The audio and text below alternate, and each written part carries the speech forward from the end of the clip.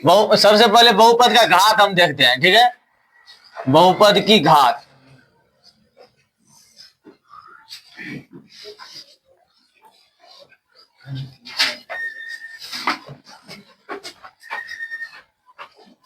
बहुपद की घात। तो चर x के बहुपद px में x की उच्चतम घात बहुपद की घात कहलाती है।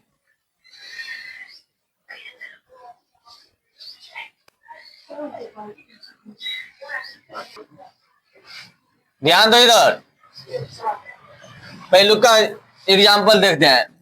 तो ये मान लेते हैं कि ये 3x-2 है, ये क्या है, एक बहुपद है ना। तो इसमें अगर हमको पूछेगा तो इसका घात कितना होगा, तो घात कितने होगा बताओ। घात 1 होगा। घात देखना किसको है, तो x वाला को देखना है ना। x इसमें है क्या, एक गो है। x का पावर अगर चेक करेंगे नहीं पूछा है तो कहते 1, और उसके बाद कुछ है नहीं है, तो यानी सबसे बड़का पावर जो होता है x वाला को ध्यान रखेगा, या चर मान वाला को, जो भी होता है सबसे बड़का पावर जो होता है वही होता है कथी, बहुपद की घात, वही घात कहलाता है। तो इसमें घात बताओ कितने हो जाएगा, घात हो जाएगा कितने, घात बराबर 1 हो जाएगा इसका है, अगर इसका देखेगा तो। इसी तरह अगर दूसरा एग्जांपल लेंगे, मान लेते हैं 2x² - 5x + 3 है ना। अब कहेगा इसका घात कितने होगा बताओ, घात होगा 2 होगा ना। चलो घात हो जाएगा 2, बज सके चिचिया के नहीं खाली। चलो घात इसका कितना हो जाएगा 2। इसी तरह अगर हम तीसरा एग्जांपल लेंगे, मान लेते हैं कि ये 5x² - 3x³ - 2x⁴ + 3 है ना। बताओ इसका घात कितने होगा, घात कितने होगा, घात हो जाएगा 4। क्यों, क्योंकि ये देखो ये x का पावर 2 है, x का पावर 3 है, x का पावर, तो सबसे बड़का पावर कितने, वही 4 कहलाएगा घात। क्योंकि एग्जाम्पल में क्वेश्चन जब पूछता है ऑब्जेक्टिव में तो ऐसे ही दे देगा, कहेगा कि निम्नलिखित बहुपद का घात बताओ कितने होगा, है ना। तो देखेंगे सबसे बड़का पावर जो रहेगा वही होता है कथी, घात। समझ गया जी सर। चलो अगर रैखिक बहुपद का बात करेगा, रैखिक बहुपद, रैखिक बहुपद किसको कहेंगे, जिसका घात 1 होगा वही बहुपद क्या कहलाएगा, रैखिक बहुपद। लिखेगा घात 1 वाले बहुपद को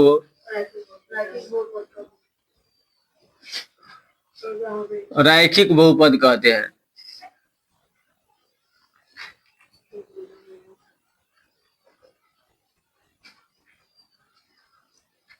बताओ इसका एग्जाम्पल दो तो अपने से। घात 1 रहना चाहिए। जैसे अगर बात करेंगे तो क्या हो जाएगा, जैसे 3x - 1 है ना, x - 2 ये भी चल सकता है, 4x और कुछ नहीं देंगे तो ये चलेगा, है ना। और बोलो -5x + 2, सबका घात कितना है, 1। पावर में नहीं कुछ है तो 1 है, इसके अलावा कुछ है ही नहीं, तो सबसे बड़का पावर तो 1 हुआ। और घात 1 वाले बहुपद को क्या कहा जाता है, रैखिक बहुपद। अब आ जाओ द्विघात बहुपद पे। द्विघात बहुपद, बताओ द्विघात बहुपद किसको कहेंगे, घात टू वाले बहुपद को ना, घात टू वाले बहुपद को द्विघात बहुपद कहते हैं।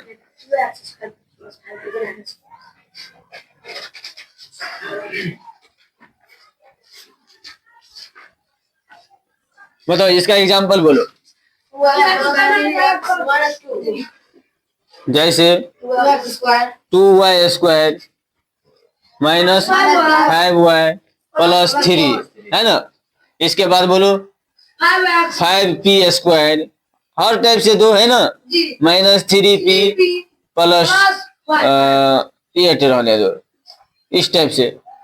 और कुछ ले लो, अब x वाला ले लेते हैं, 3 x² लो, x² माइनस 3x प्लस 2, ये ETC ना, इसी तरह से रहेगा। इसका बात करेगा तो देखो, चाहे y रहे, x रहे, p रहे, कुछ भी रहे, है ना, तो ये यही होता है चर मान, है ना। अगर ABCD वाला कोई भी लेटर है उसको कहते हैं चर मान, है ना।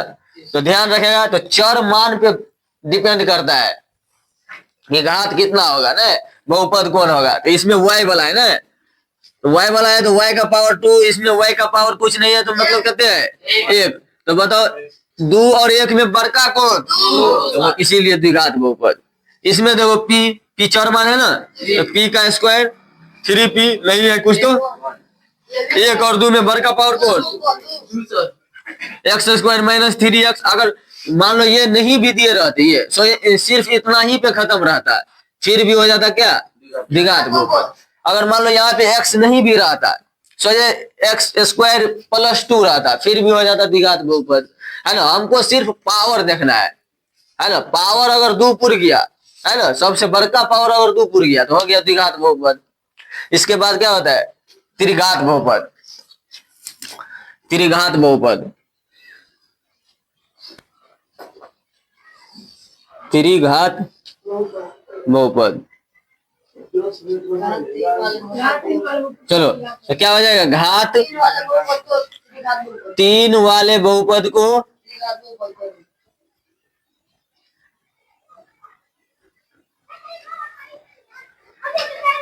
त्रिघात बहुपद कहते हैं।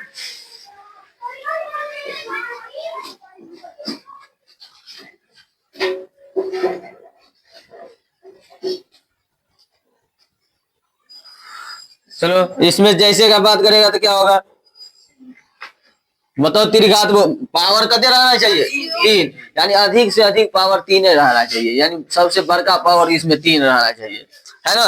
3 से ज्यादा नहीं होना चाहिए। इसमें क्या हो जाएगा, सो x³ minus 2x² plus 3x plus 2, है ना, ये हो जाएगा। अगर बात करेगा y³ माइनस 5x प्लस 2, बस ये भी हो सकता है, हमको सिर्फ बड़का पावर देखना है। अगर बात करेगा y नहीं, अब x से रहने दो, चलो x³ माइनस 3, ये भी हो गया, है ना। इसमें भी पावर देखेगा तो कहते 3 है, सबसे बड़का पावर 3 है।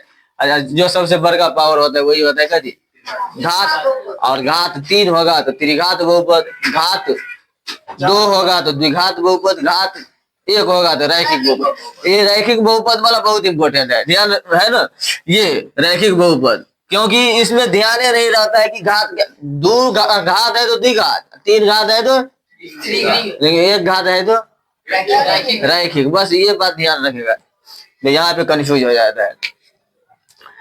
अगर मान लो क्या कहता है, बहुपद का व्यापक रूप अगर लिखना चाहता है तो व्यापक रूप भी लिख सकता है, व्यापक रूप लिख लेगा। चलो व्यापक रूप होता है बहुपद का व्यापक रूप,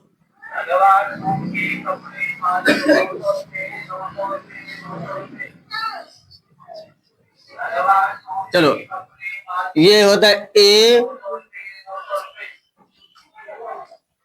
ax का पावर n, है ना, इस टाइप से। और फिर b एक्स का पावर, नहीं तो बी नहीं रखो, a1 है रखो, a1 एक्स का पावर n, a2 एक्स का पावर n माइनस 1। फिर बात करेगा तो a3 एक्स का पावर n माइनस 2। इसी टाइप से जाता रहेगा, है ना। इसका कहने का मतलब यह हुआ कि अगर व्यापक रूप लिखना है बहुपद का तो घटते क्रम में रहना चाहिए। कौन कौन चीज घटते क्रम में? पावर घटते क्रम में। जैसे यहाँ पे देखो पावर कते था, अब पावर कते हुआ, अब पावर कते हुआ, अब पावर कते हुआ। और जैसे यहाँ पे देखो, यहाँ पे क्या, ये व्यापक रूप नहीं हुआ, ये वाला बात करेगा तो ये व्यापक रूप नहीं हुआ। देखो 5x² पावर 2 फिर 3 फिर 4, यहाँ तक तो ठीक है।